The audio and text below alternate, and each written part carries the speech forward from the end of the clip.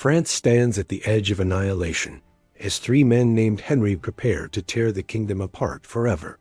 The year is 1588, and the streets of Paris run red with the blood of religious civil war. For more than 2 decades, Catholics and Protestants have slaughtered each other in a conflict that has consumed everything. But now something far more dangerous emerges from the chaos, a perfect storm of ambition, faith, and royal succession. 3 powerful men, each named Henry, each claiming to represent the soul of France, prepare for a final confrontation. King Henry III sits upon a throne that grows weaker with each passing day, his authority crumbling like ancient parchment. Henry of Guise commands the Catholic League with the fervor of a crusader, backed by Spanish gold and Parisian mobs. And Henry of Navarre, the Protestant warrior, stands as heir to the throne, a position that horrifies Catholic France. The death of one man in 1584 has triggered this catastrophe, setting in motion events that will destroy everything. Welcome to the War of the Three Henrys, where 3 kings battle for one crown, and France itself hangs in the balance. This is the story of how religious fanaticism, political intrigue, and personal ambition nearly destroyed the greatest kingdom in Europe. If you enjoy deep historical investigations that bring the past to life, please like and subscribe to Unleash Facts Today. The French Wars of Religion have ravaged the kingdom for 23 years when our story begins in 1584.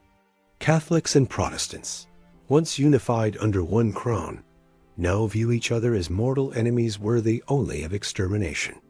The St. Bartholomew's Day massacre of 1572 stands as the bloodiest monument to this hatred and deep division.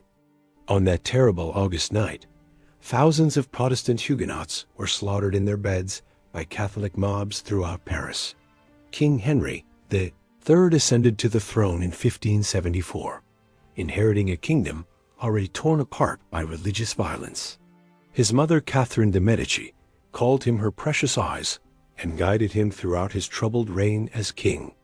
But Henry possessed a weak character, more interested in fashion and courtly pleasures than governing his kingdom effectively and wisely.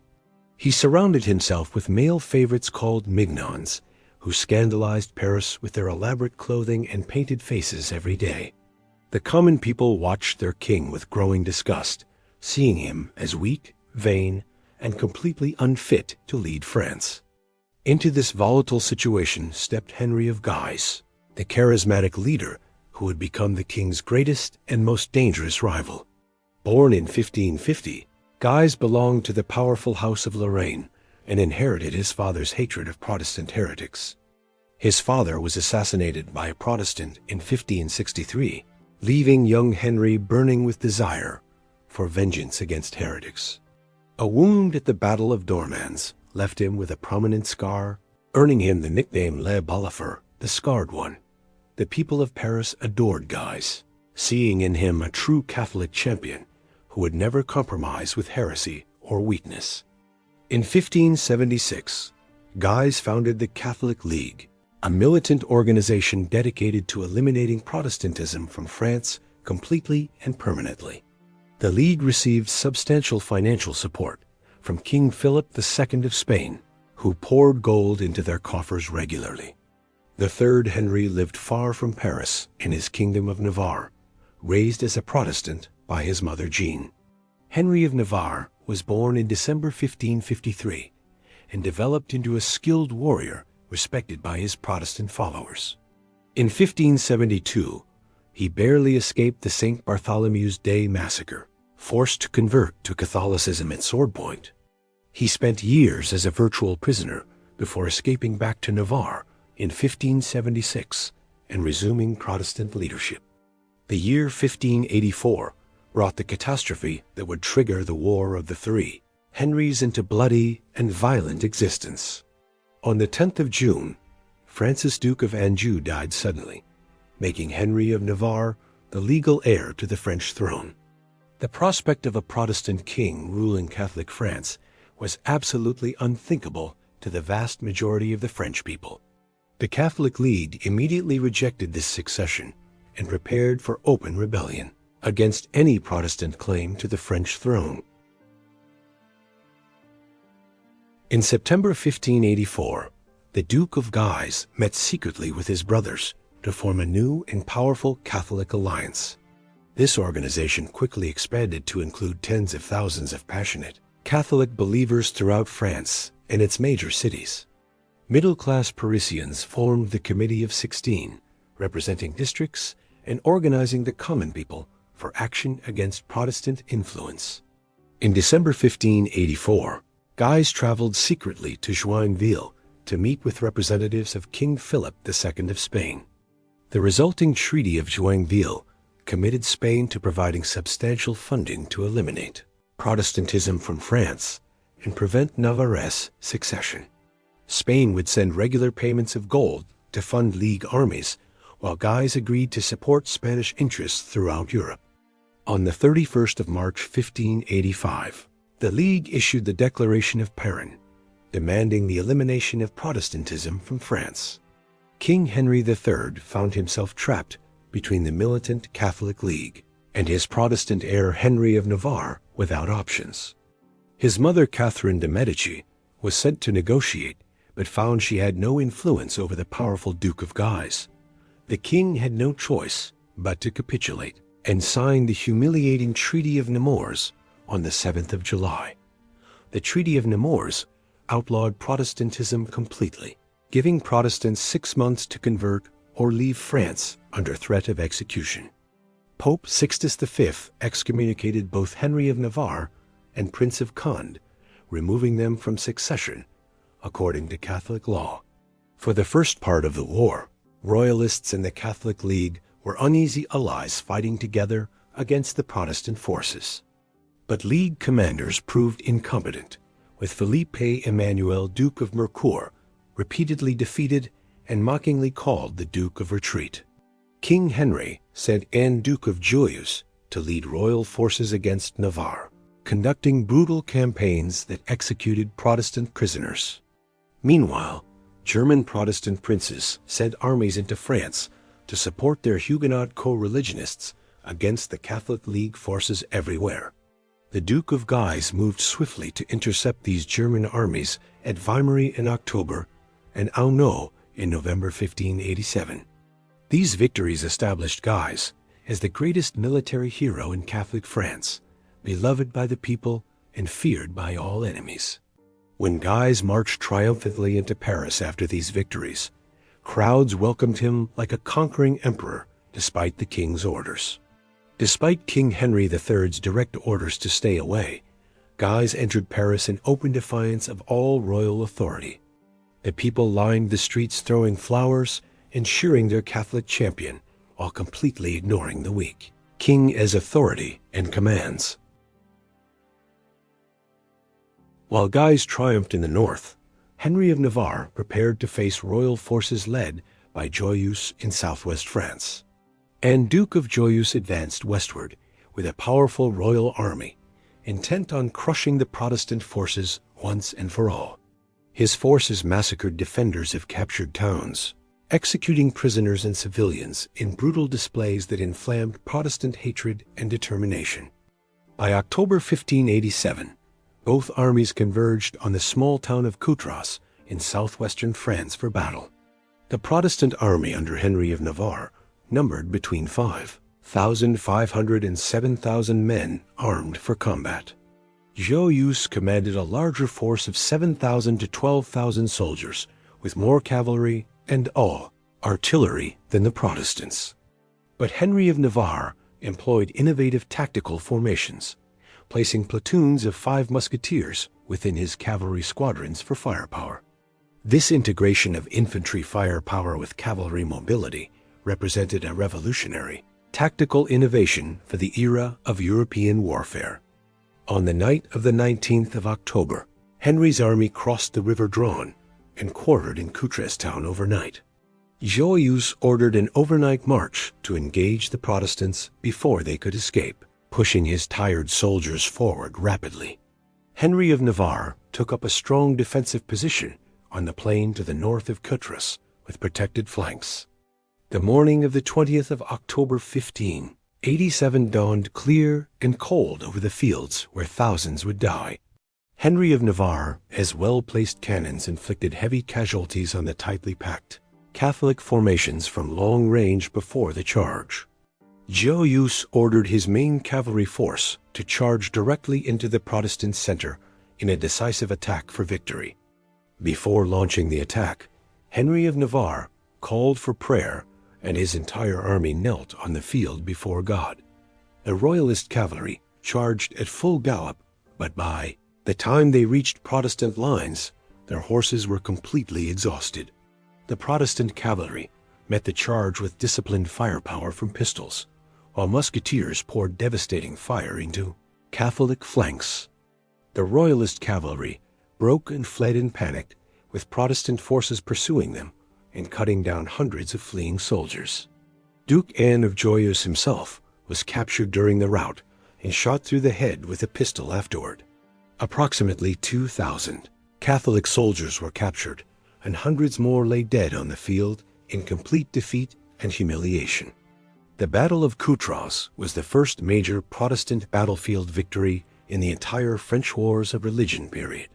But Henry of Navarre failed to exploit his stunning victory by joining with German Protestant forces still operating in eastern France.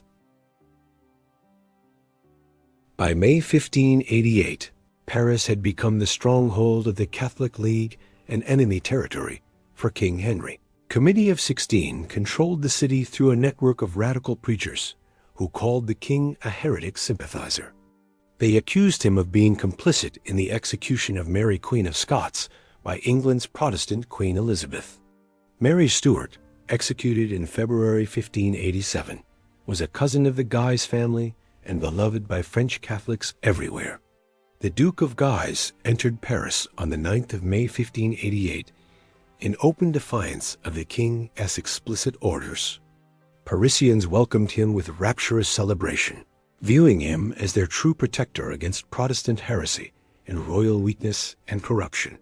King Henry III panicked and summoned Swiss Guard regiments into Paris, bringing approximately 4,000 foreign soldiers inside. This violated an ancient privilege of Paris and inflamed the already volatile Catholic population into explosive rage against foreign troops. On the morning of the 12th of May 1588, royal troops took up positions throughout central Paris at key locations. But the Committee of 16 had prepared their response, and at dawn, Parisians began constructing barricades across every major street. They filled wooden barrels with earth and paving stones, creating improvised fortifications that blocked entire streets and trapped royal troops. These barricades were not spontaneous uprisings, but carefully planned military obstacles coordinated by the League's experienced leadership structure throughout Paris. Thousands of armed Parisians gathered behind these barricades, trapping Swiss guards in isolated pockets throughout the city without support. Several Swiss guards were killed attempting to break through barricades, their massacred bodies displayed by crowds as proof of resistance.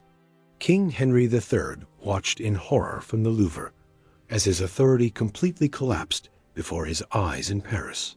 By the afternoon of the 12th of May, the Duke of Guise controlled Paris completely while the king remained trapped. On the 13th of May, King Henry III fled Paris in disguise, abandoning his capital and escaping to Chartres. The day of the barricades marked the complete collapse of King Henry III's authority in his own capital city. From his strong position, Guise forced the humiliated king to sign the Edict of Union at Rouen in July. This edict required the king to promise never to conclude peace with heretics or allow Protestants to hold any public office. Secret clauses granted amnesty to all League actions and provided royal funding for League troops from the royal treasury itself. On the 4th of August 1588, King Henry appointed Guise Lieutenant General of the Kingdom of France. This appointment made Guise effectively the ruler of France in all but name, reducing the king to a mere figurehead. But beneath his compliant exterior, King Henry III seethed with rage and humiliation at this complete and total subjugation. In autumn 1588, King Henry III summoned the Estates General to meet at his chateau of Blois in France. This meeting was dominated by Catholic League supporters who were openly hostile to the king's remaining authority over the kingdom. The Duke of Guise arrived at Blois as the most powerful man in France, virtually dictating terms to the weakened king. Queen Mother Catherine de' Medici, now aged and failing, could no longer mediate between her son and the powerful duke. The Duke of Guise grew increasingly arrogant, speaking openly of deposing the king and imprisoning him in a monastery forever.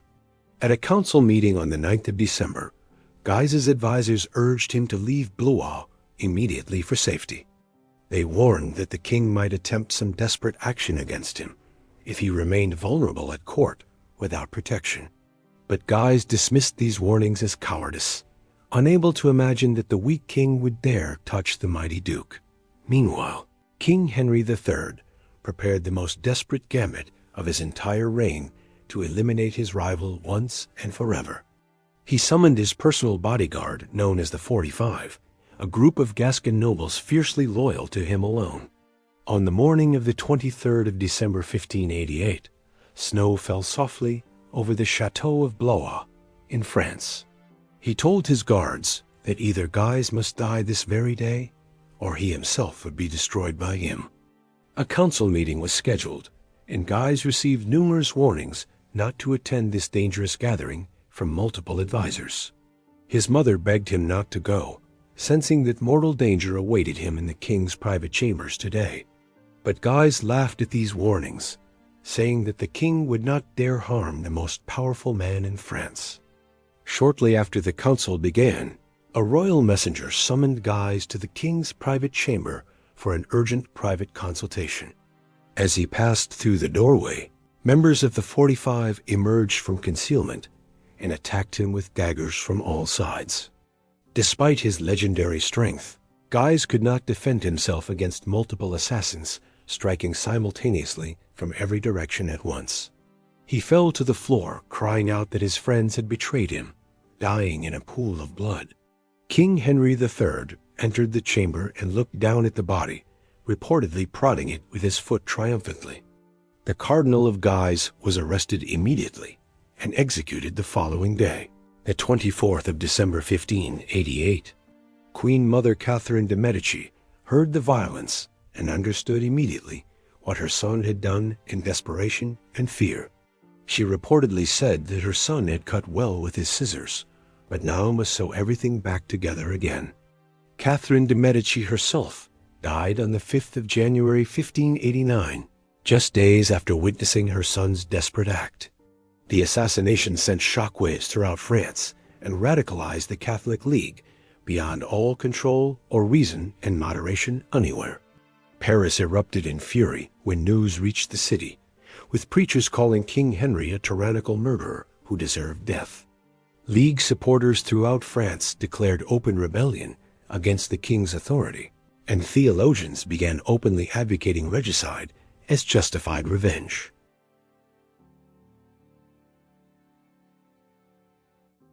After the murder of Guise, King Henry III's power was effectively limited to Blois and Tours in the Loire. Charles, Duke of Mayenne, younger brother of the murdered duke, assumed leadership of the Catholic League forces throughout France and beyond. Mayenne entered Paris and declared open war against King Henry III, mobilizing League armies throughout the entire French kingdom. The League proclaimed the Cardinal of Bourbon as King Charles X, creating a rival claimant to the French throne. Mayenne became Lieutenant General of the State and Crown of France, effectively ruling in the name of this puppet captive king. Pope Sixtus V summoned King Henry III to Rome within 30 days to explain his assassination of Guise. If the king failed to appear before the papal court, he would face automatic excommunication from the Catholic Church forever. King Henry III found himself abandoned by almost everyone and facing military threats from all directions at once without hope. In his darkest hour, The king had only one possible ally who could provide military strength against the League armies. Henry of Navarre, the Protestant heir, commanded substantial military forces and German Protestant financial support for his armies and campaigns. In April 1589, the two Henrys met at Plessis-les-Tours to discuss an alliance against their common League enemy. On the 30th of April, they signed the Treaty of Tours, forming a military alliance against the Catholic League together. King Henry III agreed to a truce with Huguenots in return for Protestant military assistance against the Catholic League forces. This alliance scandalized many of the king's remaining Catholic supporters, who viewed cooperation with Protestants as unforgivable heresy and betrayal. But the military advantages became apparent as Protestant reinforcements prevented Mayenne from capturing Tours during a major League attack there. The combined royal army began marching toward Paris, gathering strength as Swiss and German mercenaries joined their ranks in thousands. The combined force grew to approximately 45,000 to 48,000 men, vastly outnumbering Mayenne's forces inside Paris completely. King Henry III besieged and captured Pontoise, cutting vital supply lines between Paris and the rich province of Normandy. He established headquarters at St. Cloud, besieging Paris from the north, while Henry of Navarre besieged from the south simultaneously. The two armies coordinated their siege operations, planning to assault the walls of Paris on the 2nd of August. For several weeks in late July, victory seemed within King Henry III's grasp as Paris grew desperate without food. But inside Paris, League preachers delivered inflammatory sermons sanctioning regicide to avenge the murder of Duke of Guise by the king. They declared that killing a tyrannical king who murdered God's champions was not only permissible, but positively virtuous and righteous. A young Dominican friar named Jacques Clément listened to these sermons and became convinced of his divine mission to kill the king. On the 31st of July, Jacques Clément presented himself at King Henry III's headquarters, carrying a letter with intelligence. His sincere demeanor and religious garb convinced the guards that he posed no threat to the king's safety whatsoever, and admitted him. On the 1st of August, Clement was admitted into the king's presence, and the king ordered attendance to the far end. As Clement leaned close to whisper, he suddenly pulled a knife from his robes and stabbed the king in the abdomen. The blade penetrated deeply into King Henry's intestines, inflicting a mortal wound that would kill him within hours, despite all medical efforts.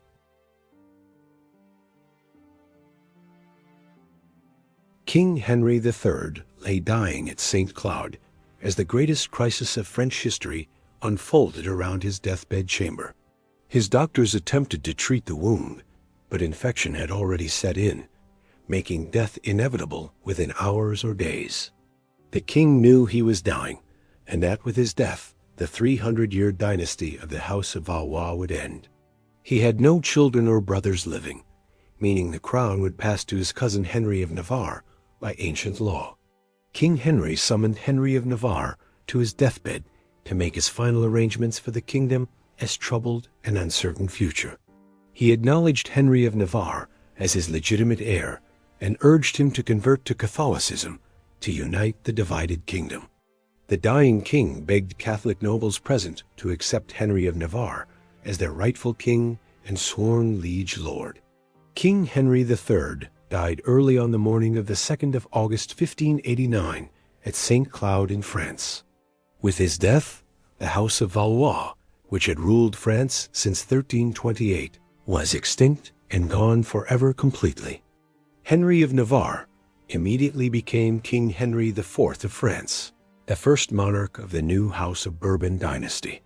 But his claim was contested by the Catholic League and rejected by most of Catholic France, who refused Protestant rule. 2 days after coming to the throne, Henry IV issued the Declaration of St. Cloud from his headquarters military camp. In this declaration, he promised to protect the Catholic Church and maintain it as the state religion of all France. Many of Henry III's former followers signed a declaration accepting Henry IV as their rightful, legitimate king of France. But the Duke of Ypres and his substantial forces retired to Normandy, refusing to serve under any Protestant king whatsoever. The combined royal army that had seemed so powerful just days before began falling apart through defections and departures every day. Inside Paris, the Duke of Mayenne proclaimed the captive Cardinal of Bourbon as King Charles X of all France. Henry IV could not maintain the siege with his rapidly shrinking army and withdrew, escorting Henry III's body away. The Catholic League controlled most of France, including Paris and most major cities throughout the entire kingdom at this time. But the new king was determined to win his kingdom through military conquest, if necessary to claim his lawful throne.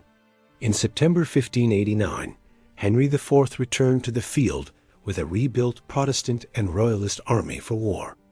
At the Battle of Arcs on the 21st of September, Henry defeated a much larger League army brilliantly and decisively.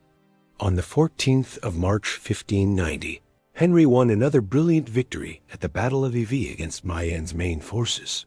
Before this battle, Henry reportedly rallied his troops by pointing to his white plume, telling them to follow it bravely. These victories established Henry IV as the greatest military commander in France and a legitimate warrior king of proven ability. Despite these triumphs, Henry could not capture Paris or convince the Catholic population to accept a Protestant ruler over them. In 1593, after years of bloody warfare, Henry made the pragmatic decision that would determine France's entire future permanently. On the 25th of July 1593, Henry announced his intention to convert to Catholicism for the unity of France. His conversion to Catholicism removed the main objection Catholic France had to his rule as the legitimate sovereign king of France. On the 27th of February 1594, King Henry IV was crowned at Chartres in a magnificent Catholic religious ceremony. On the 22nd of March 1594, Paris opened its gates and welcomed King Henry IV with jubilation and celebration.